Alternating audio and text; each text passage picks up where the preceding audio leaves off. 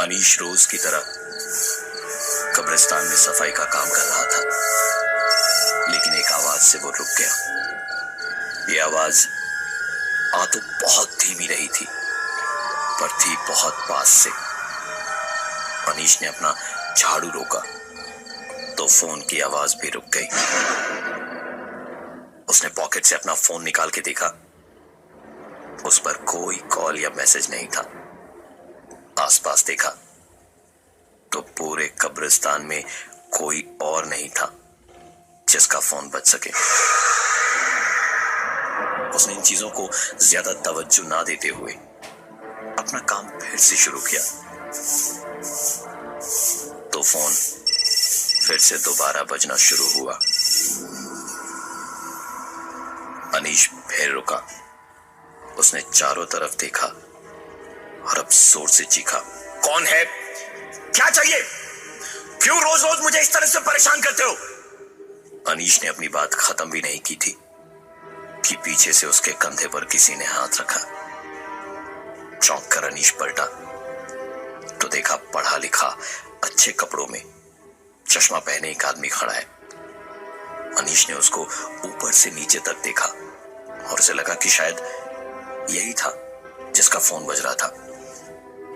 अनीश ने उस पर चिल्लाते हुए कहा, भाई साहब, ये कब्रिस्तान है, गार्डन नहीं जहां आप घूम रहे हैं। क्या हो गया आपको? यहां पर यहां क्यों घूम रहे हैं आप? उस आदमी ने बिना कुछ बोले अपने फोन से दोबारा एक नंबर डायल किया। दोबारा धीमी सी फोन बजने की आवाज आने लगी जो कहीं पास ही थी, पर समझ नहीं आ रही थी कहां। अनीश दोबारा बोला, आपका दूसरा फोन यहां कहीं गिर गया है? मैं ढूंढने में मदद कर दूं क्या आपकी? इतने दिन से ये फोन बजता ही रहता है। इस बार उस आदमी ने एक गहरी सांस लेते हुए कहा, मार्था ना ऐसे ही करती है। मेरा फोन यार उठाती ही नहीं है। जब से यहां उसको दफन किया है बस उसे फोन करता रहता हूं, लेकिन उठाती नहीं है। अनीश ने पूछा, क्या मतलब? उस आदमी ने आगे बताया, दरअसल मैं और मार्था फेसबुक से दोस्त बने थे। वो यहां कोलकाता में रहती थी और मैं वहां मुंबई में। हम दोनों ने ट्रेन पकड़ के बीच रास्ते यानी कि बिलासपुर में मिलने का प्लान बनाया था। मैं तो वहां टाइम पे पहुंच गया, लेकिन यहां से उसकी ट्रेन तो पहुंची पर मार्था नहीं पहुंची। अनीश ने पूछा कि ऐसा क्या हो गया कि मार्था नहीं पहुंची? उस आदमी ने इस सवाल का जवाब दिया, ट्रेन में सफर करते वक्त बीच रास्ते में मार्था के साथ कुछ ऐसा हुआ कि मार्था कभी बिलासपुर नहीं पहुंची। उन दरिंदों ने उसे कहीं का नहीं छोड़ा था। दोनों की पूरी जिंदगी उस एक रात में बदल गई। स्टेशन पर खड़ा बस उसे फोन मिलाता रहा, पर मार्था ने मेरा फोन नहीं उठाया। मार्था ने मेरा फोन कभी नहीं उठाया। जब वो बिलासपुर नहीं पहुंची तो उसकी तलाश में मैं कोलकाता आया। एड़ी चोटी का जोर लगा के मार्था को मैंने हर जगह ढूंढा।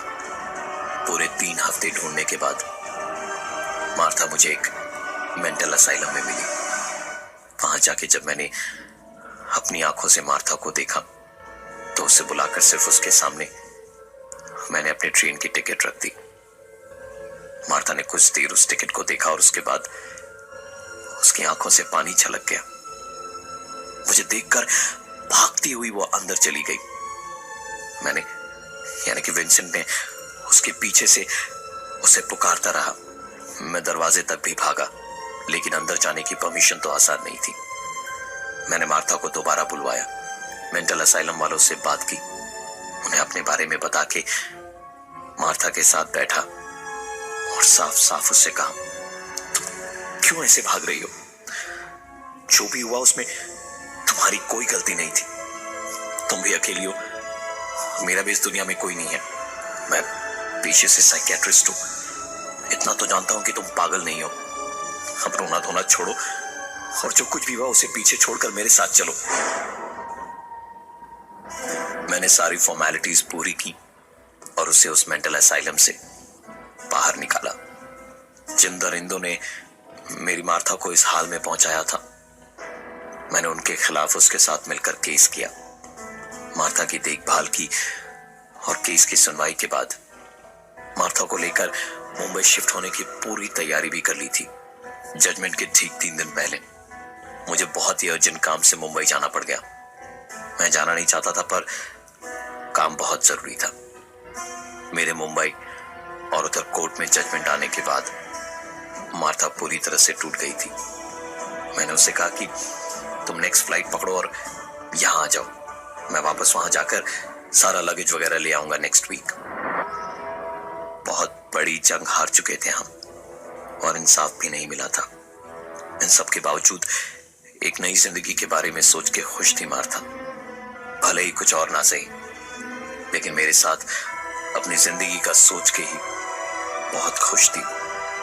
मुझसे बात करते करते वो इधर आ ही रही थी कि मैंने जो सुना वो रोज मेरे सपने में आता है और मुझे सोने नहीं देता। हेलो, हाँ विंसेंट, हाँ मैं आ रही हूँ, वेट फॉर मी। हाँ, आई लव यू। मैं मुंबई से वापस कोलकाता आया और मार्था को यहीं दफनाया जहां से तुम्हें फोन के बजने की आवाज आ रही थी। मैंने मार्था को उसकी सारी चीजों के साथ यहीं दफनाया था। देखो ना, मैं कब से उसे फोन किए जा रहा हूं लेकिन वो उठा ही नहीं रही है। कभी कभी वो फोन उठाती है तो मैं उसे अपने पूरे दिन की बातें बताता हूं। अनीश इतनी देर तो नहीं, पर ये सुनने के बाद पूरी तरह से चिढ़ गया था और गुस्से में बोला, हाँ साहब, अरे सही कह रहे हैं आप। मैं अब समझा कि मेरी नींद क्यों खराब हो रखी है। मैं भी तो यही पड़ोस वाली कब्र में रहता हूं। सारे वक्त ये फोन बजते रहता है और मैं सो नहीं पाता हूं। अपनी मैडम से कहिए, मार्था मैडम से, कि फोन ना जरा साइलेंट मोड में रखा करे। आप पागलों के डॉक्टर नहीं, खुद पागल हैं। मर गई आपकी मार्था। अरे भूल क्यों नहीं जाते उससे? फोन करना बंद कीजिए अब। विंसेंट ने शायद ऐसी सच्चाई की उम्मीद ही नहीं की थी, वो भी एक अजनबी से। अनीश की बात खत्म होने से पहले ही विंसेंट ने उस पर हाथ छोड़ दिया और पूरी तरह उसे मारने पीटने लगा। और इसी मारपीट के बीच में उसका फोन बजा तो खुशी खुशी अपना फोन अनीश को दिखाते हुए बोला, ये देख देख देख, मार्था का फोन आ रहा है। 1 मिनट। हाँ मार्था, हाँ मार्था, मैं बोल रहा हूं। अरे पता है मार्था, एक पागल अभी मिला यहीं तुम्हारी कब्र के पास में। कहता है कि तुम्हारी कब्र के बगल में ही लेटता है वो, और उसने कहा कि तुम मर गई हो। पागल कहीं का। इतना कहते कहते हंसते हुए उसने अनीश से कहा, देख मेरी मार्था का फोन है, ये खुद सुन के देख ली। बात कर ना। अनीश ने जब अपने कानों से फोन लगाया तो आवाज आई, गाना कॉपी करने के लिए सिर्फ 4 दबाएं, शुल्क लागू। ये सुनकर अनीश ने कहा, तुम पागल हो, पता कोई मार्था वार्था का फोन नहीं है। विंसेंट इस बार हंसते हुए बोला,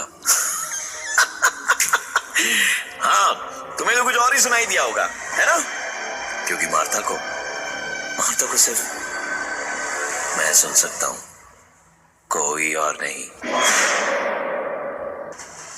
अनीश ने उससे साफ साफ कहा, भाई ऐसा है कि रात बहुत हो गई है और तुम्हारी बकवास भी। चुपचाप यहां से निकल जाओ। मैं कोई कब्र उम्र में लेटा हुआ इंसान नहीं, मैं इस कब्रिस्तान का चौकीदार हूं। तुम निकलो तो ताला लगाऊं गेट पे। वैसे भी अभी एक फ्यूनरल के लिए लोग आएंगे तो सबकी एंट्री करनी होगी रजिस्टर में। फालतू की कहानियों के लिए मेरे पास में बिल्कुल टाइम नहीं है। चलो भागो यहां से। विंसेंट ने अनीश की बात सुन के मुस्कुराते हुए कहा, वो देखो, जिस फ्यूनरल की तुम बात कर रहे थे वो आ गई है। तुम यहाँ के चौकीदार हो ना, बस मेरा एक काम कर देना, मार्था को जरूर बता देना कि मैंने, यानी कि विंसेंट ने उन दोनों आदमियों को मार दिया है। और मार्था के बगल वाली जमीन में इस आते हुए फ्यूनरल के कॉफिन को दफनाना प्लीज। मैं बहुत दूर रह लिया मेरी मार्था से, जिंदगी दूर रहा। अब सुकून से उसके पास लेटकर सोना चाहता हूं मैं। अब जाके मार्था फोन नहीं उठाती तो क्या हुआ, अब मैं उससे बात कर पाऊंगा, क्योंकि अब मैं उसके साथ हूं। अनीश ने गेट की तरफ देखा और फिर पलटकर विंसेंट को। अब तक जो विंसेंट अपनी कहानी उसे बता रहा था, वो विंसेंट वहां दूर दूर तक मौजूद नहीं था। जो फ्यूनरल आया वो विंसेंट का ही था। अनीश की समझ से सब कुछ परे था, क्योंकि इस तरह की सुपरनैचुरल चीज उसने आज से पहले इस कब्रिस्तान में कभी भी महसूस नहीं की थी।